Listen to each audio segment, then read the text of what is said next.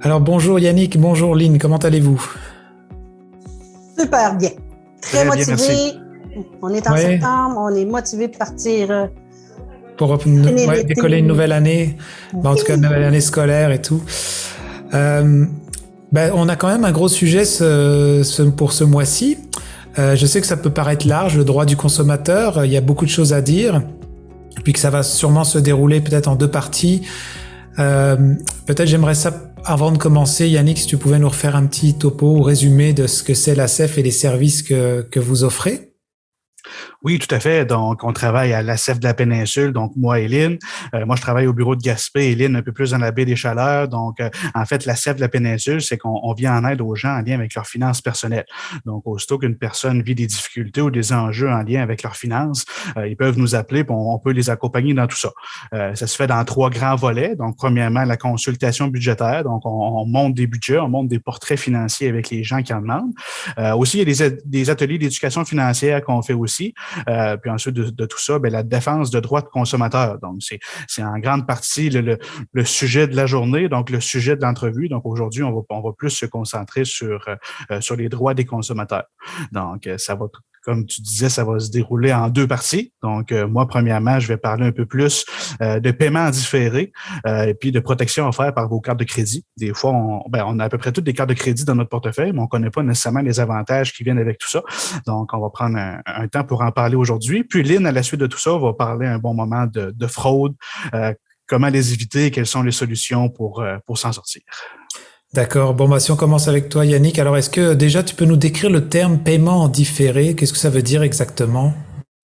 Oui, tout à fait. En fait, le paiement en différé, c'est une forme de crédit qui existe depuis très longtemps. Les gens sont quand même à l'aise avec tout ça. Je vous explique. Dans le jargon, on pourrait appeler ça acheter maintenant et payer plus tard.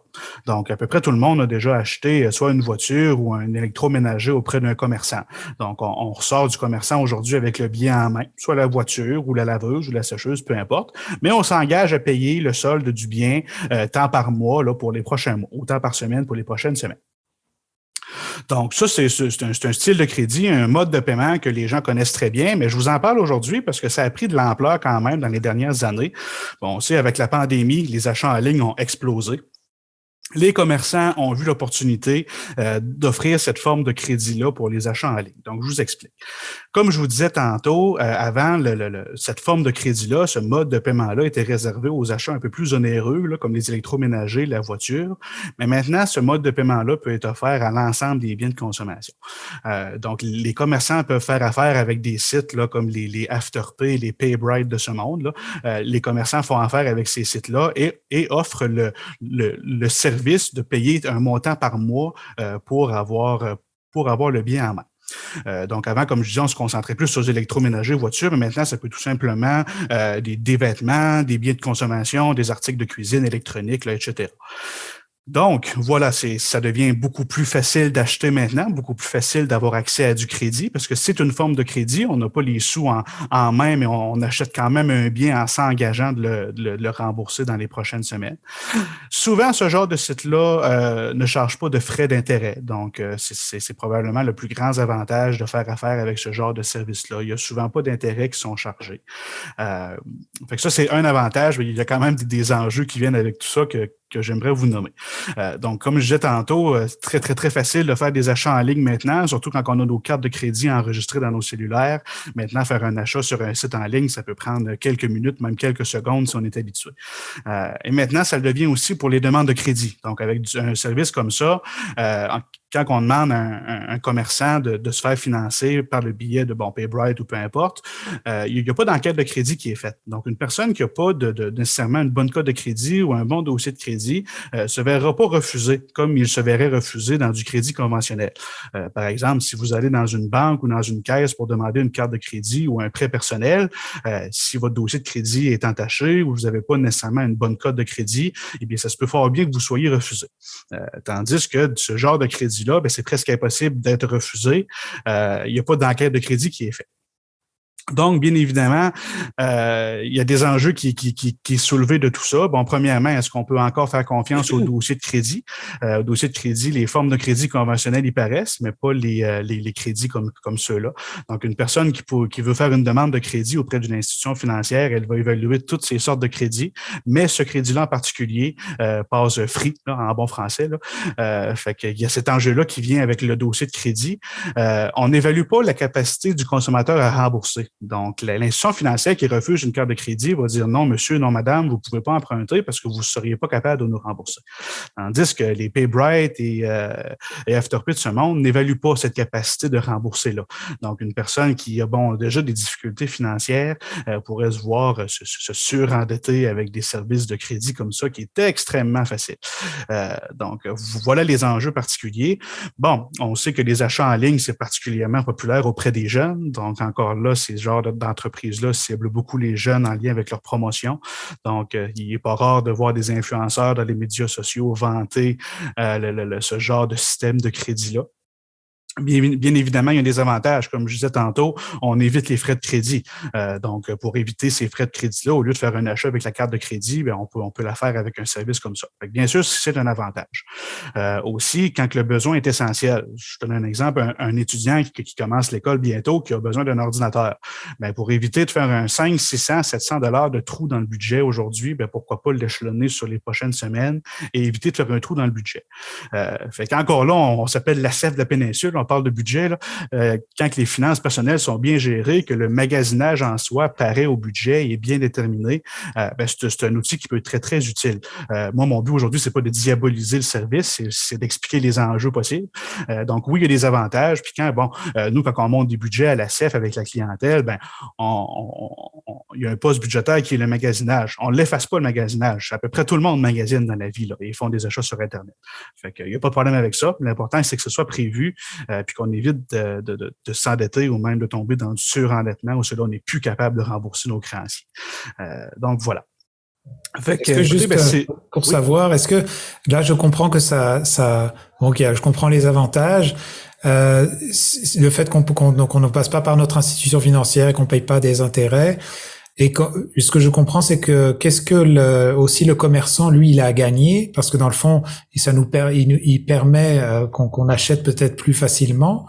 Mais est-ce que c'est ça que j'avais demandé, les risques qui vont au-delà de ça, que le commerçant perde la possibilité que le consommateur puisse payer, mais lui, est-ce qu'il est protégé, j'imagine, par ces institutions-là? En fait, il n'est pas vraiment perdant. Ben, tout à fait. Ben là, tout ça, c'est des ententes qui sont prises entre le commerçant et les sites Internet comme Afterpay et PayBright que je vous parle depuis tantôt. Fait qu'en principe, j'imagine que chaque entente est différente, là, mais tu me posais comme question, qu'est-ce que le commerçant a à gagner? En faisant mes recherches, en faisant mes recherches pour l'entrevue d'aujourd'hui, il y a certains commerçants qui témoignaient des augmentations de vente de 20 à 30 % depuis l'instauration de ce service-là. Fait que c'est sûr, un petit point que je vous ai pas nommé, souvent le consommateur, ce qu'il aime faire, c'est magasiner sur un site Internet X, mettre des choses dans son panier, qu'on appelle, OK? Arriver à la fin, prêt à faire la transaction et abandonner le panier, parce que l'achat est trop onéreux puis le budget ne le permet pas. Donc, je donne un exemple, la personne elle met des choses dans son panier qui fait un panier de 500 $. En principe, la personne aurait abandonné quand il aurait vu le montant de 500 $. Mais là, par exemple, on voit 500 $, mais à côté, il y a une petite option, payer 100 $ par semaine pour les 5 prochaines semaines. Oh, wow, c'est donc bien intéressant. Donc, on coche l'option et on achète. C'est ce genre de processus-là que les commerçants ont compris. Plus c'est facile d'acheter, moins qu'il y a d'embûches, moins qu'il y a de numéros, de noms d'écriture à faire, c'est plus facile. Le consommateur, il veut acheter. Donc, voilà, ça a augmenté grandement les ventes des commerçants. Donc, c'est ça qu'il y avait à gagner. Ce que je voulais nommer aussi, tantôt, je disais que ça ciblait beaucoup les jeunes. Donc, les jeunes délaissent les cartes de crédit pour tomber sur ce genre de service-là.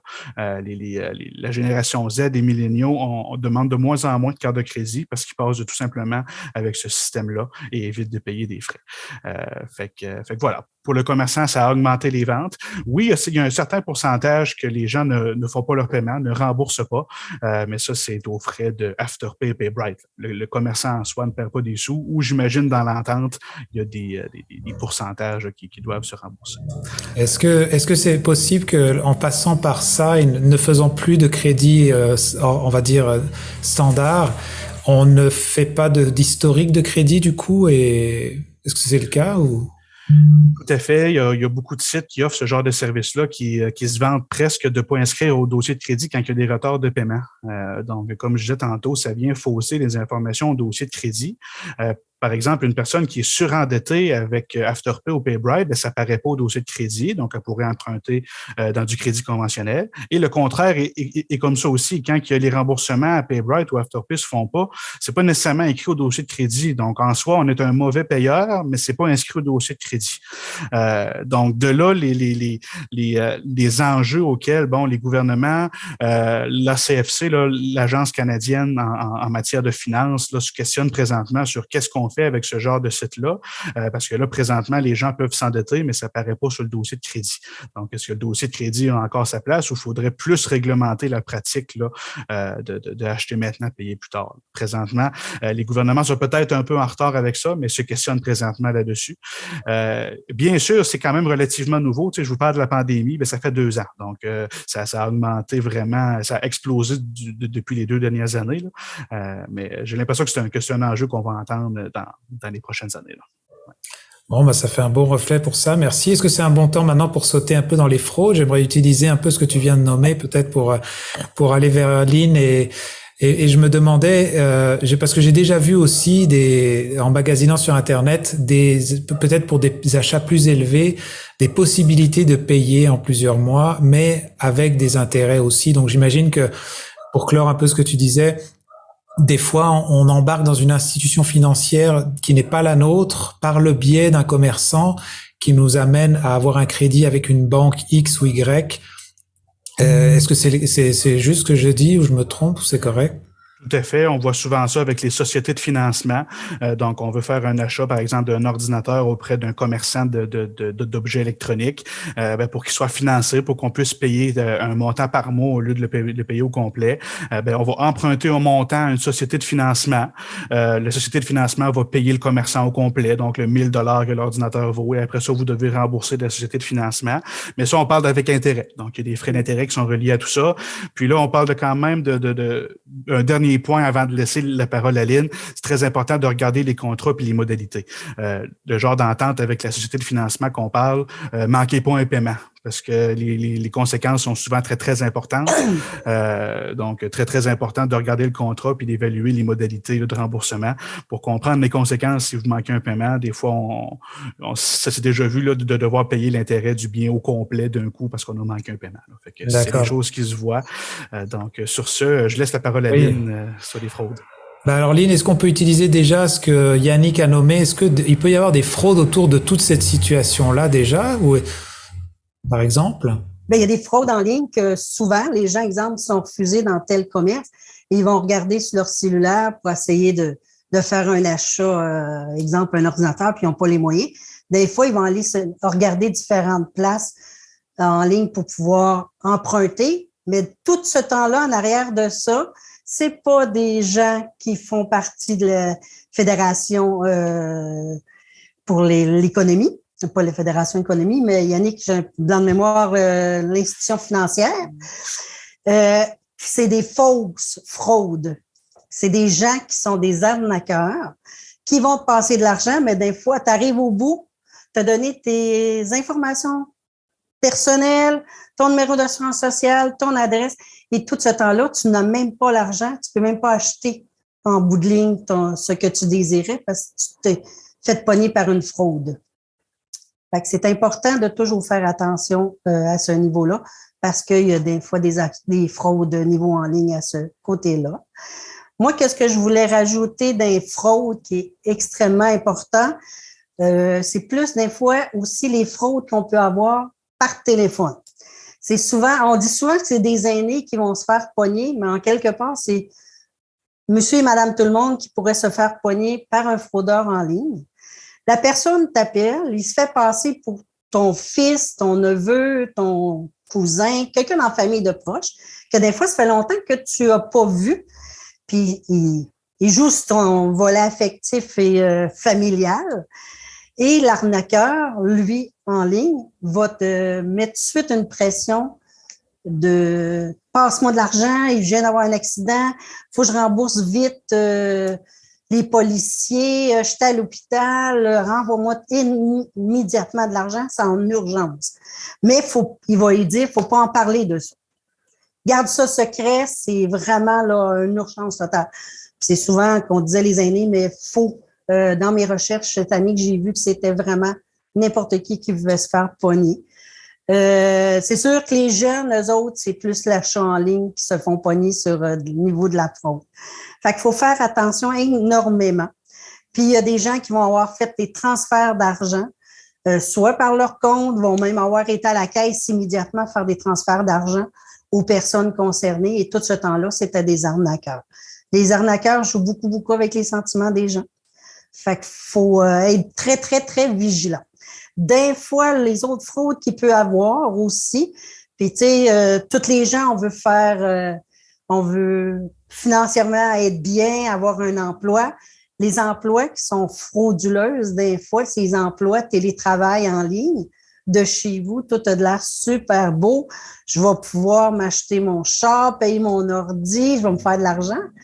Et tout ce temps-là, l'arnaque qui est en arrière du téléphone et le beau emploi idéal en restant à la maison, c'est des fraudes parce qu'ils vont t'avoir demandé toutes tes informations personnelles. Faut pas donner d'informations personnelles à personne, surtout sur un ordinateur ou en ligne. On peut pas. L'autre fraude qui existe des fois, c'est au niveau du gouvernement. Ils vont dire que c'est le gouvernement québécois, provincial, fédéral, qui ont besoin de ton numéro d'assurance sociale en urgence, sinon tu vas être coupé, exemple, sur ta pension, sur ta TPS. C'est pas vrai, c'est frauduleux. Les arnaques que je voyais dernièrement en ligne, c'était, exemple, les achats, pas des achats, mais le volet Netflix, tous nos services qu'on a en ligne, Spotify, Netflix, tout ça, ils envoyaient des courriels comme quoi que c'était expiré ton achat, mais tout ce temps-là, c'est les arnaqueurs qui étaient en arrière de ça pour continuer ton service. Fait que tu es porté à peser sur les pitons, mais il ne faut pas peser sur ça. Là-dessus, il faut extrêmement faire attention, pas envoyer des documents personnels. L'autre volet que d'un fois on peut avoir, c'est les fraudes. Exemple, je vous dirais, il y a les téléphones en ligne et les gens ils se font passer par des professionnels de la santé.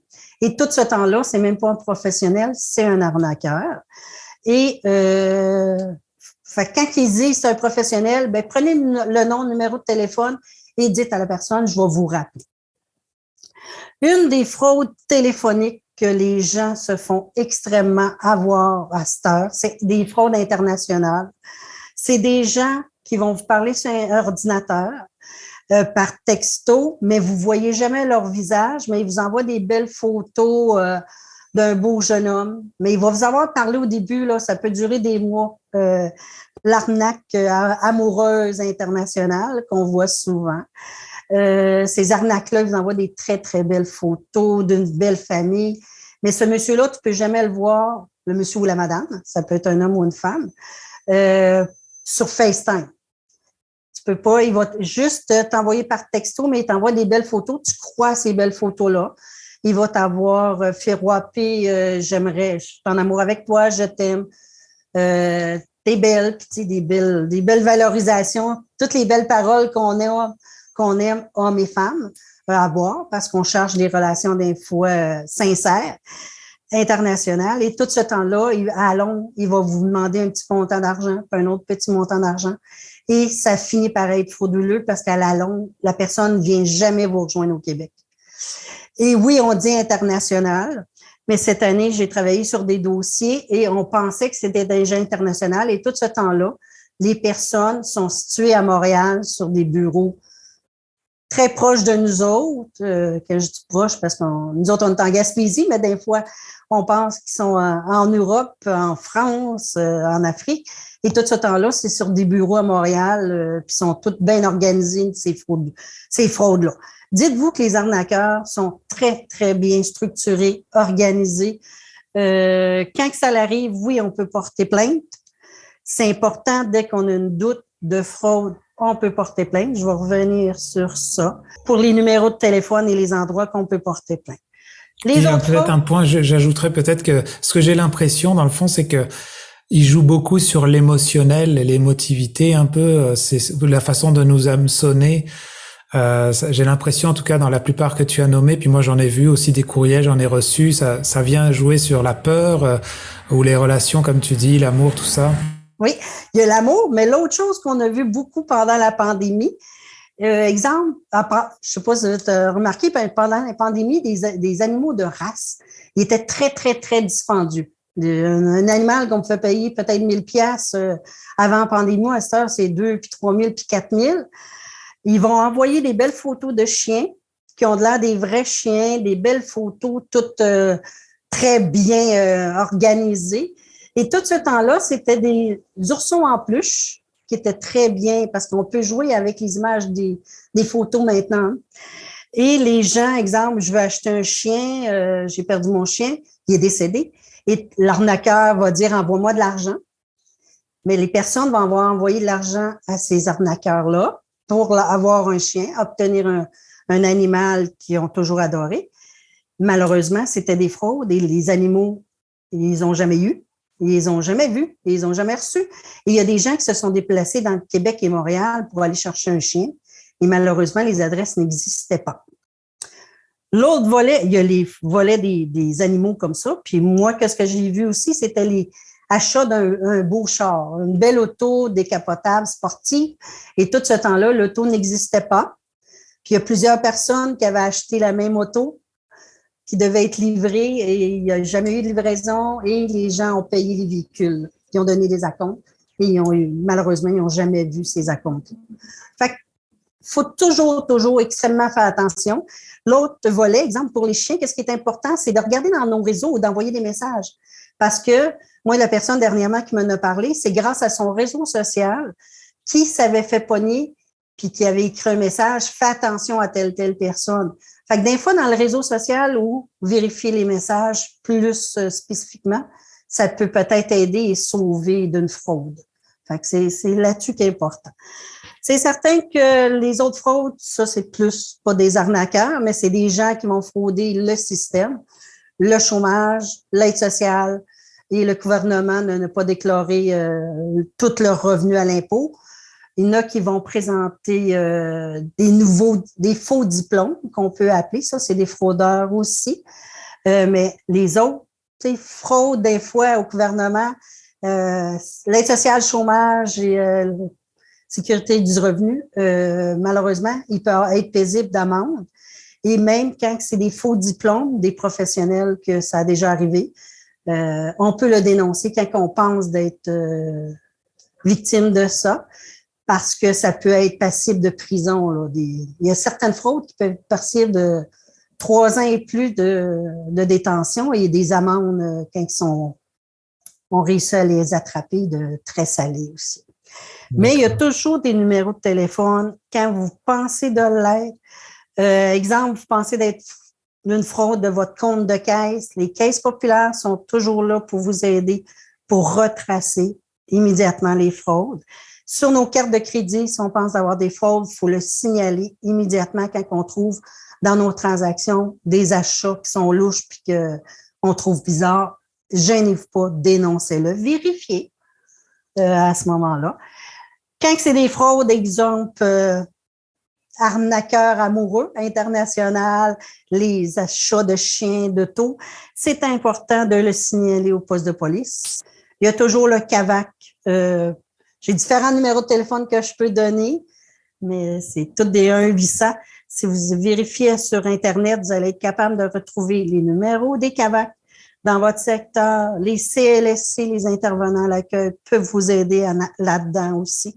Les policiers, les caisses populaires et toutes les banques aussi sont là pour vous répondre, pour voir si vous avez été victime d'abus. Il y a toujours le Centre antifraude du Canada qu'on peut se référer, contacter, vérifier. Quand on a des pressentiments que je m'ai fait avoir, informer, puis ne pas se gêner. Le Centre antifraude sont là vraiment pour répondre adéquatement à tous nos questionnements puis nos réponses. Et pour les aînés, il y a toujours la ligne abus aînés qu'on peut se référer. Il y a toujours la CEF que nous autres aussi, on est là et qu'on travaille en collaboration pour pouvoir aider les gens pour éviter toutes les fraudes. C'est certain que si nous autres, la CEF, il y a des dossiers qui viennent qu'on pense c'est des fraudes, on va aller plus loin avec le client puis on va l'aider à sortir de cette emphase-là parce que c'est dramatique, toutes les fraudes qu'il peut y avoir dans la société aujourd'hui. Et il y en a de plus en plus. Il faut vraiment être très, très, très vigilant, hein, que ce soit téléphone, cellulaire, Internet, ne pas prendre n'importe quel courriel. On le voit. C'est des fraudes que les gens peuvent rentrer facilement dans nos comptes de banque ou caisse.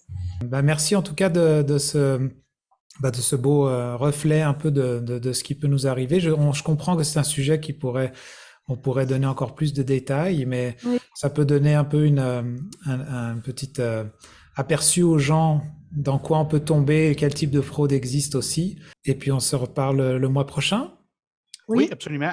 Le mois prochain, on devrait peut-être aborder les fêtes qui s'en viennent, là, avec les différentes fêtes qui arrivent, les fêtes de Noël, bien sûr, les Black Friday de ce monde et les 26 décembre, là, donc les Boxing Day de ce monde. Donc, on devrait aborder ces sujets-là la prochaine fois. Les faux rabais, peut-être. Les faux rabais, tout à fait. D'accord. Bon, merci beaucoup et on se reparle le mois prochain.